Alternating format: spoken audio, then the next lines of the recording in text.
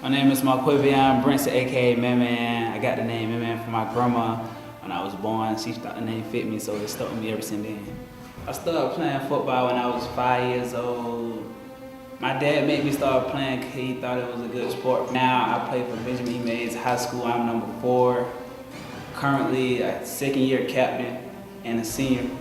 But my goal is for me to be a model and everybody to look up to me as I play football. I currently have 18 scholarships, but out of all 18, I had a top 5, which was Georgia, Auburn, Louisville, Georgia Southern, and I picked Syracuse out of the 5 and 18 offers that I had. So in 2016, I will be attending Syracuse University. On my spare time, I get better at my craft. I do more drills. I get better at what I do. I train a lot, and off season, I move to another sport such as track to get me quicker and faster. They call me Sweet Feet because I move extremely fast on the field. One thing that the people don't know about me is I never tie my shoe in any sport that I play in. I feel as if there's no point in me tying my shoe. It's my good luck charm for me to go into a game.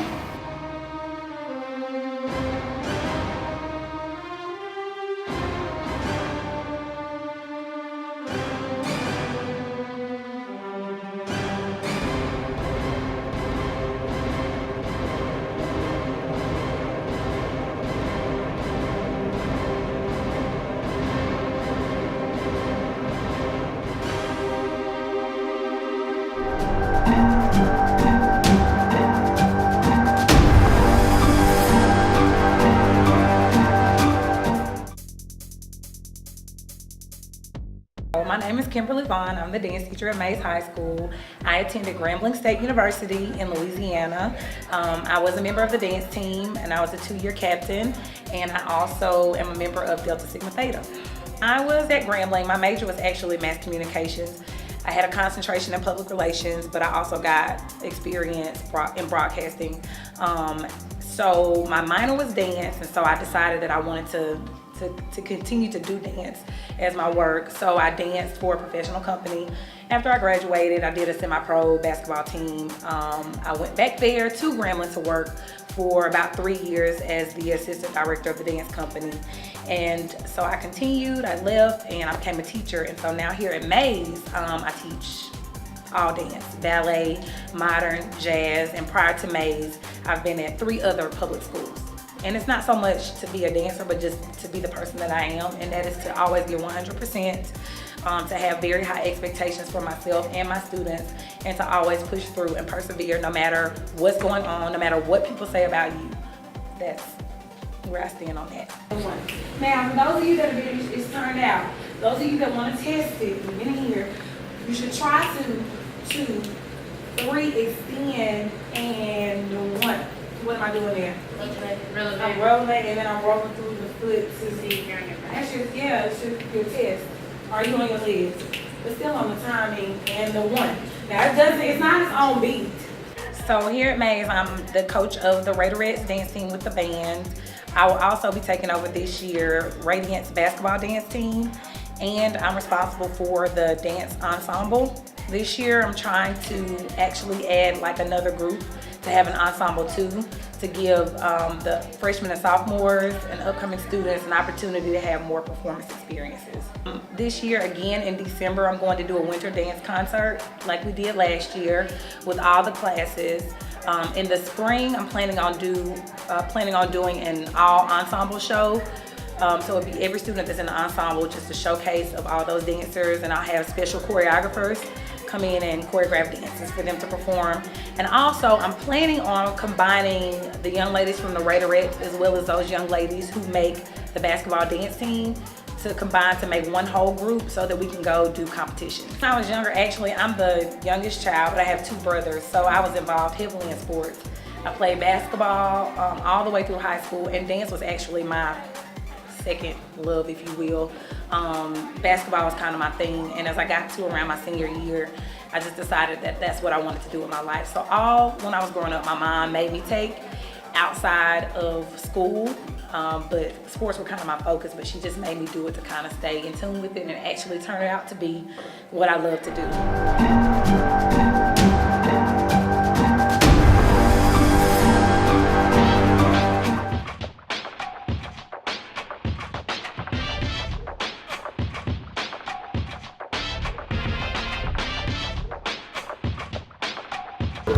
Hi, my name is Jeanette Evans. I've been cheering for 3 years, but before that I did gymnastics for 8 years. Some of my greatest achievements was me becoming a state champion because I've worked so hard for years and years, and that shows my hard work has paid off, that I'm the best in the state of Georgia. I've made a lot of friends in this industry. I've went to different meets. I've went and competed at Disney World, Savannah, UGA.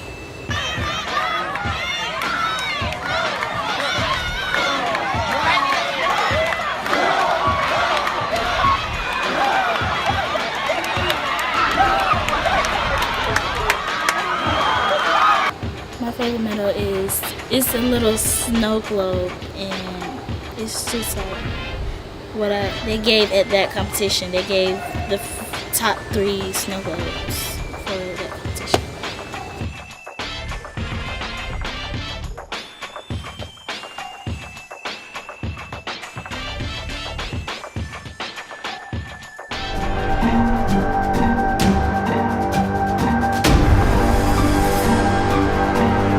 My name is Coach Fletcher.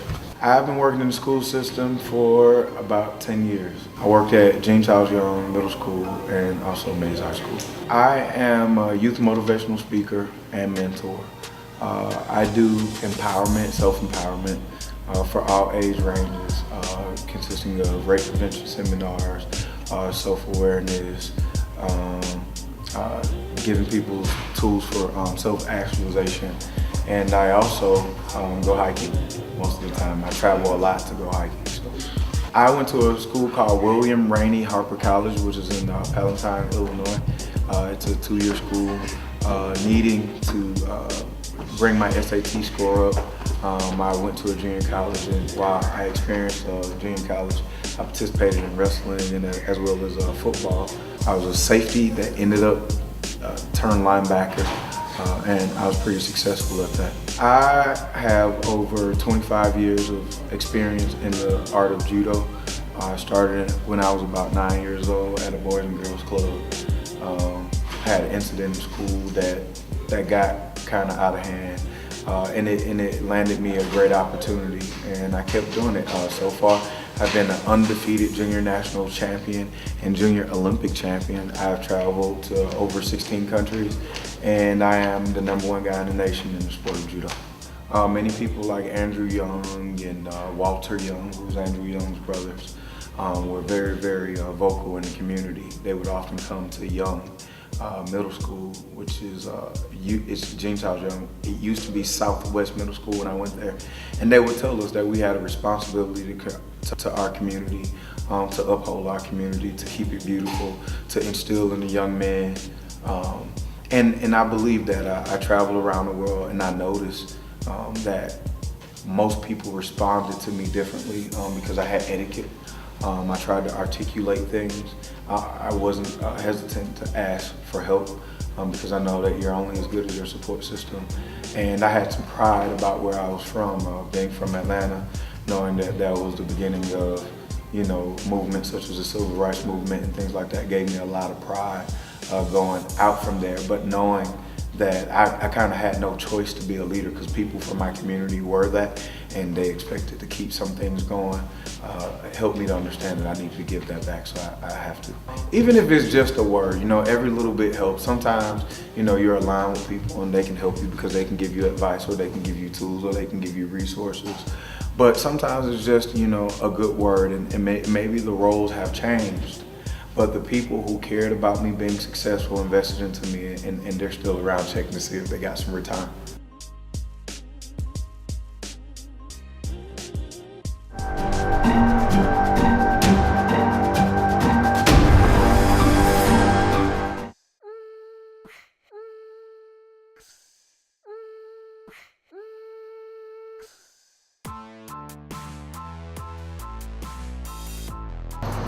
My name is Lisa Whittington, and I was born in New York City. I grew up in New York City.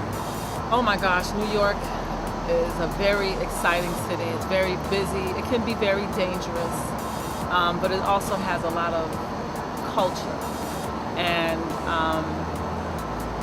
those things really affected who I am. So it has stuck with me being a resident or a native of New York City. The culture, the style, the excitement is part of who I am. My true passions are art, I love writing, and I love traveling, and I love community.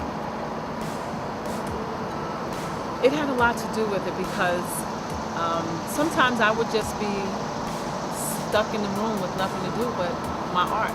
Or sometimes I felt like the people around me were not listening to me or couldn't understand what I was saying. And so I would express myself with my art.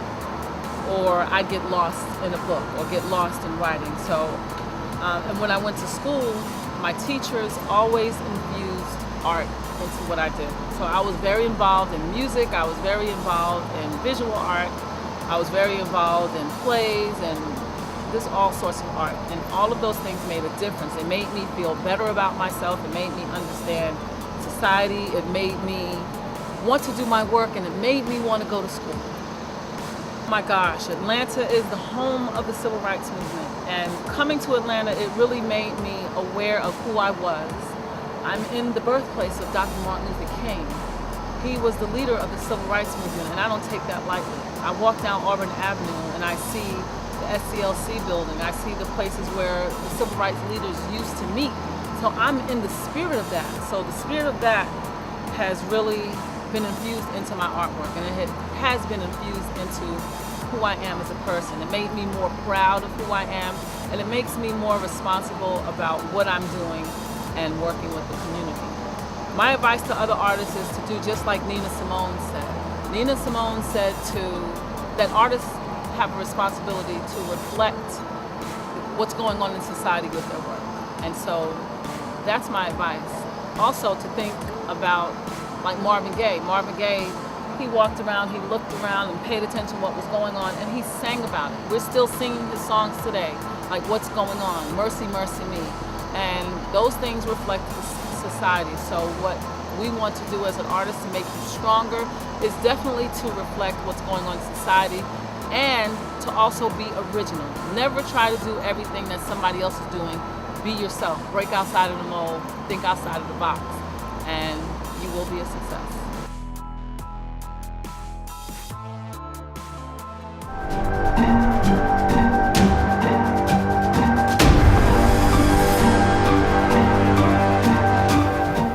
So right now, I'm going to talk about someone that inspires me.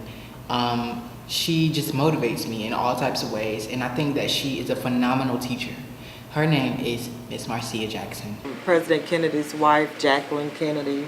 I read her autobiography as a young girl, and she was just an inspiration for me. When I worked in radio, after I graduated from college, I worked in radio for a long time, and the economy was going into a slump around the 90s. So I decided to look for a career that was recession-proof because I had gone through 2 downsizings.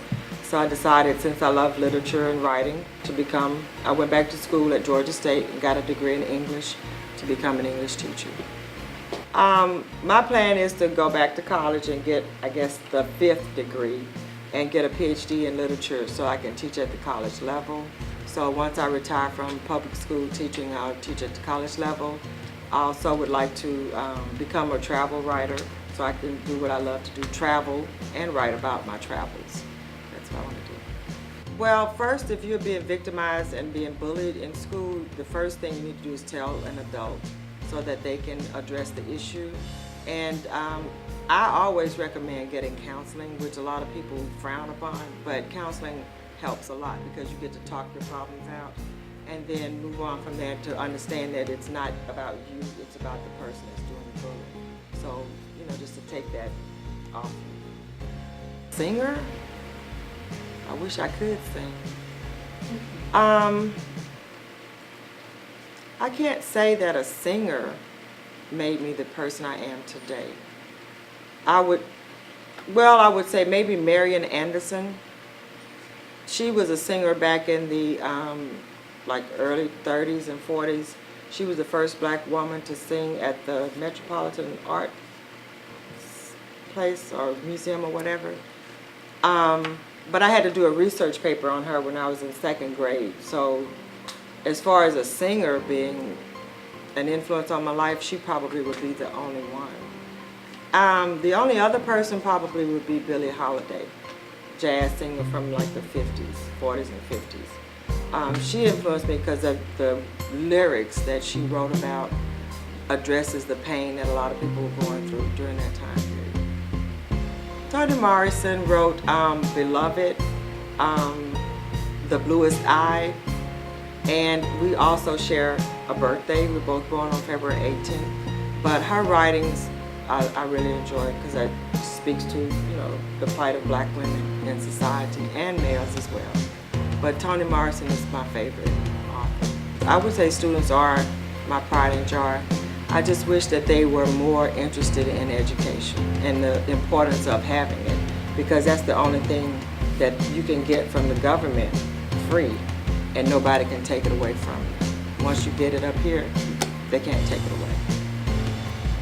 The curriculum itself doesn't really bother me. Sometimes it's the method in which they basically force all teachers to teach a certain way, because it takes away from the creativity of the teacher. I know that we have to address, you know, different strategies to reach different types of students. The curriculum itself, it is what it is. It's what we have to teach. A lot of problems I guess I would have with it is how they want to make everybody a cookie cutter teacher. We're all supposed to be teaching the same way at the same time, the same information. And that just kind of takes away from creativity. I'm just not that kind of person. My skills, I'm a great writer because I love to write.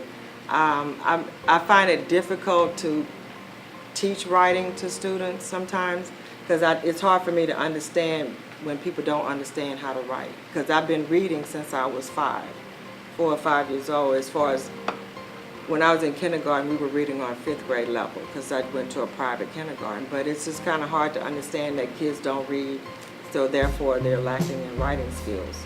But that's my thing, writing. My name is Marcia Jackson, and I teach 10th grade World Literature and Journalism 3 yearbook.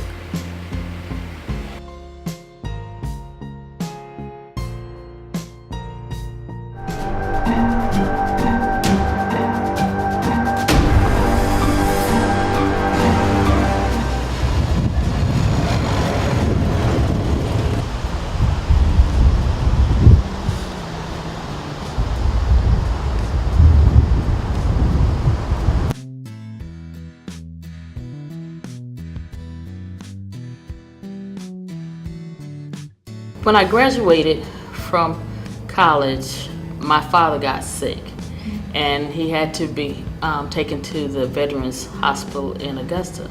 My mom is a school teacher and she needed someone to take over her class while she was there, so I substituted for her.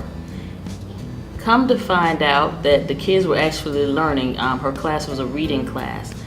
So I decided, why not give it a try? But I did not know that I was going to have the opportunity and the funds.